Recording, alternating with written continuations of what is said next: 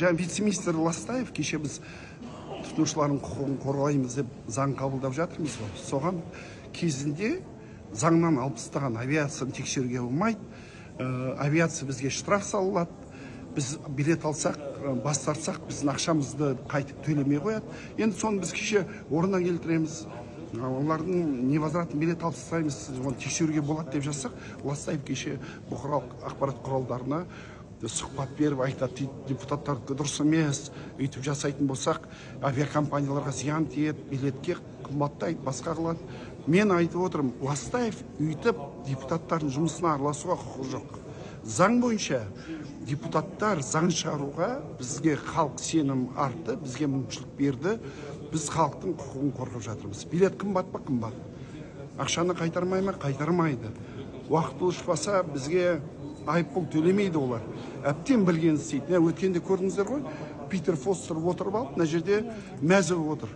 Сен неге мәзіп отыр? Сен заңнан шығарып тастаған авиацияны тексеруге болмайды. Бәрін орнына келтіріп жатырмыз. Сол себептен Ластаев бізге үйтіп қоғам арқылы, бұқаралық ақпарат құралдары арқылы депутаттарға кедергі жасамасын. Депутаттарға ақыл айтып, депутаттарға жұмысына кедергі жасау вице-министрдің құқығы жоқ. Вице-министр бірінші кезекте халықтың сөзін сөйлеу керек. Егер президент Тоқаев, өкімет басшысы, министр Ластаевқа осы қызмет атқаруға сен тапсырды ма, ол жерде отырып, ол жеке авиакомпания әңгімесі емес, халықтың әңгімесін айту керек. Мен бір Ластаевты көрмеппін, авиакомпанияларды ұрысып, ақшаларын қайтарып, жаңағы азаматтардың неге құқығын бұзасын деп айтқан бір рет естіген жоқ. Бірақ бір рет біз қатаңдатайын деп едік, Ластаев жүгіп шықты міне.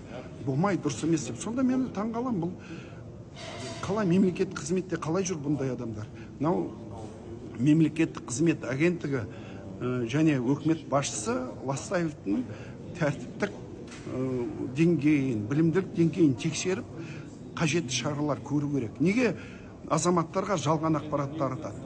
Ондай билет қымбаттайды деген қандай дәлелдемелер бар? Бұл жерде біз қандай өзгеріс жасап жатқанымызды білмейді. Бірде-бір жұмыс тобына келіп қатысқан жоқ. Қолында дәлелдеме ақпарат жоқ, жалған ақпарат таратып жатыр бұқаралық ақпарат құралдары арқылы. Біз заң бар ғой, жалған ақпарат тарату үшін азаматтарды жауапкершілікке тартамыз. Вице-министр де тарту керек жауапкершілікке, жалған ақпарат таратқан үшін.